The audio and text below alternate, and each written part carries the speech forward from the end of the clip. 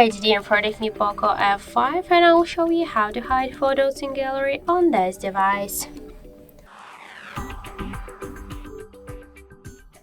So we should first open the gallery application, and now for example let's select these 3 photos to hide them.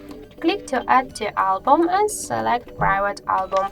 Just to find after that your hidden photos, you should just use the album tab and swipe it to the down. So let's tap to OK. Just let's set a privacy protection password. We'll use the pattern. Just after that, let's just switch photos to the albums tab.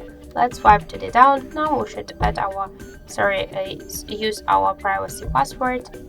And that's it. We could see these hidden photos. To unhide them by the same way, we could just select them and tap to remove from private album to the camera roll, for example. So thank you for watching, and if you find this video helpful, leave thumbs up and subscribe.